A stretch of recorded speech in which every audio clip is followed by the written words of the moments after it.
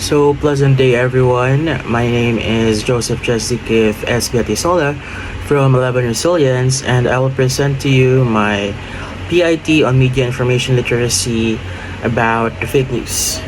So, to start, I have here my outline, which are the objectives, different types of fake news, and I'm going to be tackling about this information and discussing my own analysis of this type of fake news, and also the same goes with misinformation and malinformation. So, for my objectives, I have here first is to explain the meaning and importance of fake news in media information literacy, and also to identify and discuss three different types of fake news, and to provide examples that show how fake news spreads in our society today, and to analyze the effects of fake news on people's opinions, decisions, and behavior, and to promote responsible use of media and critical thinking in evaluating information. And lastly, it is to demonstrate ways of identifying and avoiding fake news through fact checking and proper verification of sources. Now, right before we delve into the different or some examples of the different types of fake news, let us first have a recap on what are the different types of fake news that we've learned on our media and information literacy class. So, we have here first the disinformation. So, disinformation are false information intentionally created to share or to deceive and manipulate people. So, it is intentionally created to somehow spread fake news and to deceive the viewers on the media. And next we have misinformation. So misinformation or false information shared without the intention to mislead people because people believe it is true. So this type of information is really not intentionally created to mislead, but it is because the people already believe that it is true, or they have seen it on social media or posted in social media, then they eventually spread it or they eventually amplify it towards others even without fact checking, just because they already believe that it is true. So next one, we have the malinformation. Malinformation are factual information shared to harm someone, such as leaking private or sensitive informations or contents. So the difference of these three types of fake news, the disinformation and misinformation are both false informations. They are both false informations spreaded, but their difference is that disinformation is intentionally created or intentionally spreaded, while the misinformation is not really that intentionally, or it is not really having the intention to mislead, because people believe that it is true by just seeing it on social media, while the malinformation one is a factual information or a real information about someone, may it be a person, may it be a celebrity, or may it be an organization or a department, by leaking their private or their sensitive informations or contents that they own.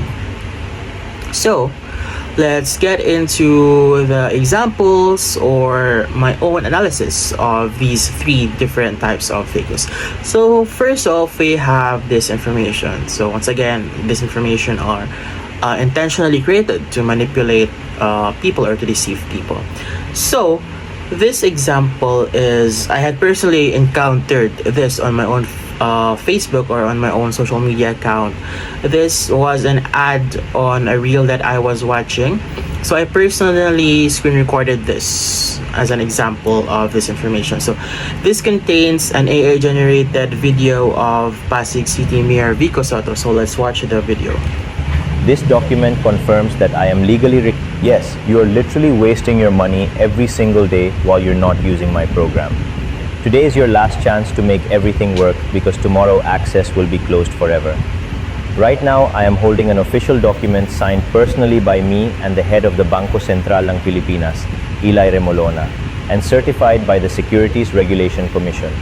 This document confirms that I am legally required to pay 100,000 pesos to anyone who loses even a single peso in this project. Access ends today. If you are not watching this video right now, you will miss forever the opportunity to earn 700,000 pesos per month.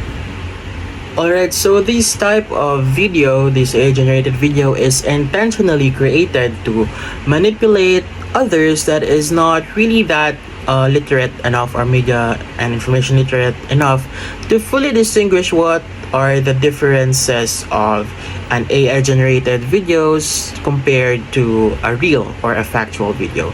So they are created to manipulate them that people would invest in the said application or this application that created this AI-generated advertisement.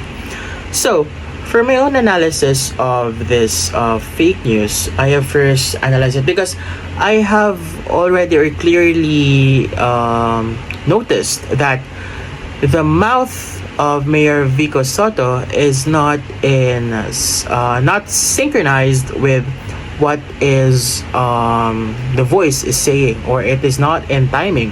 So we can clearly see that it's very sketchy because the movements of the mouth does not die or is not in timing with the words. And of course we can clearly see that the bills that he burned, or even the bills that he burned, is also, we can clearly see that a mayor would do such thing that is prohibited by our law, to do something that is not decent to our own bill.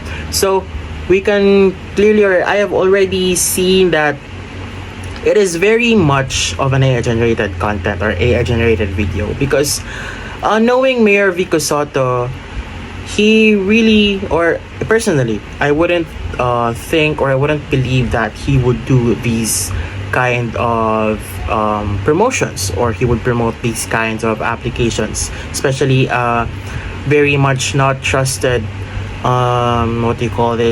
lending application or investment application.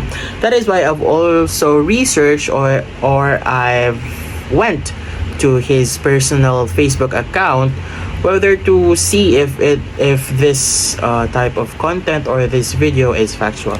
And I have seen here that in his post that he debunked these videos and said that these are fake and AI generated contents, which I was also shocked, because the video that I came across with, or the advertisement that I came across with, is not the only video that has been fabricated or has been generated about him promoting these online applications or financial applications. Because as seen here on what he posted, there are also a lot of videos that contains his image or himself generated into saying something through AI.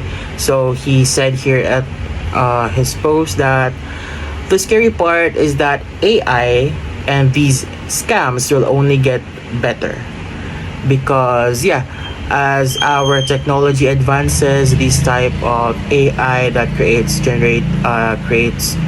fabricated videos are also improving. That is very much type of content that, if you're not really that smart enough, or not really that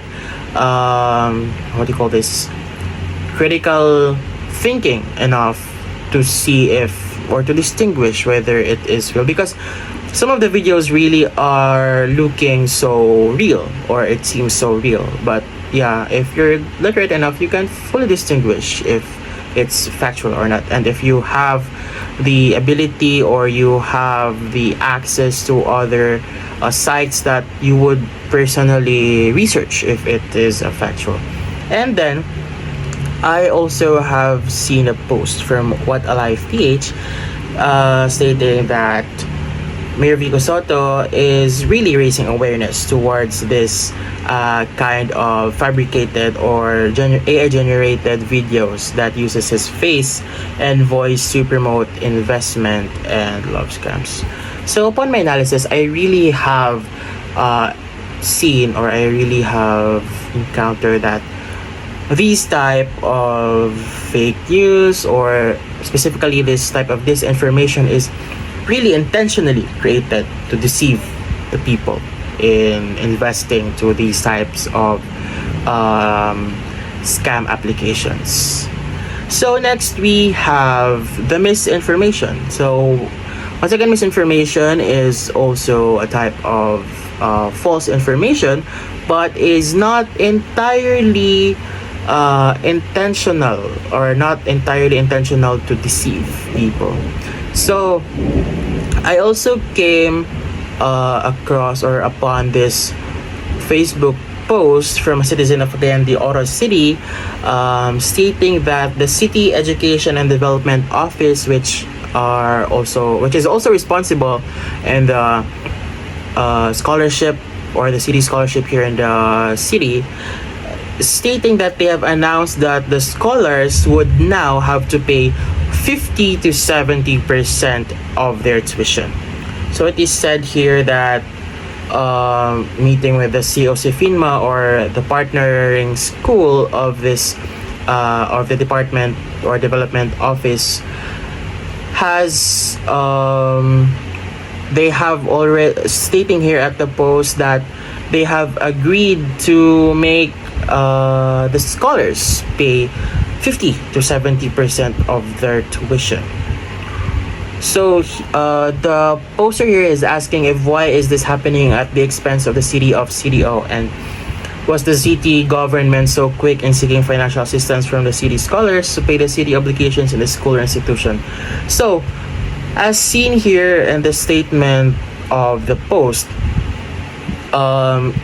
many people already believe, because I think this information is also just heard from other people by this poster. So the people who posted this shared it on his or her own social media. So the other people who've already seen this post also believed in this statement, or also believed in this information regarding that the scholars would pay 50 to 70% of their tuition already, instead of getting a scholarship or maybe a full scholar from the City Education and Development Office. So I have analyzed it, this post. So coming upon my own analysis of this post, they should not really or fully believe in this type of post, because first of all, the one who posted this information is not directly related to the City Education and Development Office, or not the City Education and Development Office himself or herself. So how did this person get this information? So I'm assuming that he or she got it from other informations or other informants, and maybe is just a gossip or a hearsay from other people. So I've also stalked the account of the City Education and Development Office of Cagayan de Oro, and I've seen their official statement that they acknowledge concerns and discussions on the currently circulating scholarship tuition processing.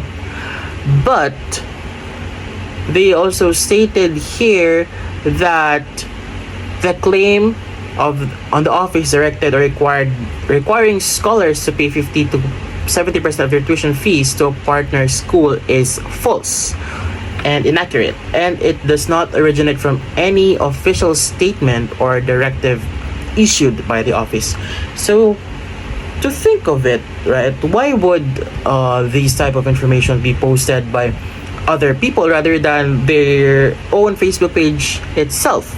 Because the City Education Development Office of Cagayan de Oro have their own Facebook page, so why believe on informations from other posts on social media and directly amplify it towards others and share it towards others without fully fact checking? So it has been created into information that or a misinformation towards other people, because other people have already believed it because of thinking that it is factual. So they've also added a photo here with a screenshot of the post on Facebook, the same post that I have shown you, and having a fake news seal to the screenshot. So they're directly debunking this news because it is fake, or it is a misinformation, or it is misinforming every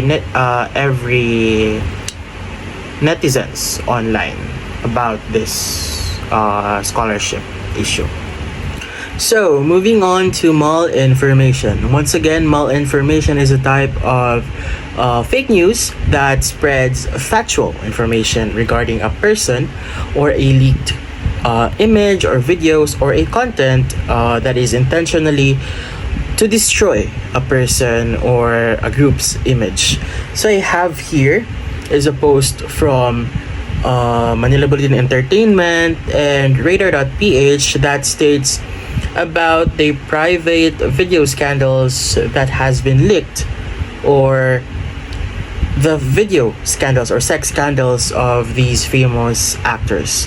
So as I've analyzed this post and this information, I have also came to their Facebook accounts, to each and every Facebook account of this said actors, and then I have seen here that they have admitted that the video was real, or the scandal was real, and then they've stated that they've already filed a complaint because it was recorded and leaked without their consent or their knowledge. So as I've digged deeper into this issue, I have known that the person who leaked their scandal is just all same, or it is only one person who leaked their scandal. It's because all of these actors have had a sexual activity with the same person that leaked the video. So this issue, or this type of fake news or malinformation, is widely normalized to spread nowadays in a society where even if you see a video scandal, or may it be a private video or content of other people that has been leaked, well, it's the thought that others enjoy to spread it, or others enjoy watching it, even if it destroys a certain person's image, saying that the person made it, or it is the own person's action that brought him or her into that mess. But it is still prohibited by the law to record someone or to leak someone's privacy or information or anything. So as I've researched, or as I've noticed in the society or in the media or social media in the Philippines nowadays, is that it has been widely normalized to spread scandals where the people are enjoying it. And it is very wrong, because still these informations are still fake news, or still is a part of fake news, which is a malicious information or malinformation. So to fully conclude it all, I have tackled about the different types of fake news and their examples, and also how I've analyzed these fake news into knowing if are they factual or not, or the intent of sharing this news are harmful. So I hope you've learned something from what I've tackled today, and I do hope that you, the viewer, or us, the digital citizens of now society, would not normalize sharing news, sharing information without actually fact checking, and without actually checking if it is safe to share. Most especially private videos, private images, or private data or information of other people that might harm them, or that might cause harm to any other organizations. So I hope that everyone has learned something from what I have tackled in this PIT. The media and information literacy subject has also taught me a lot about fact checking and critical thinking, and I do hope that I have shared my knowledge with you all. Once again, I am Joseph Justikif SBT Sola from 11 Resilience, saying, verify before you amplify. Thank you so much and have a blessed day, everyone.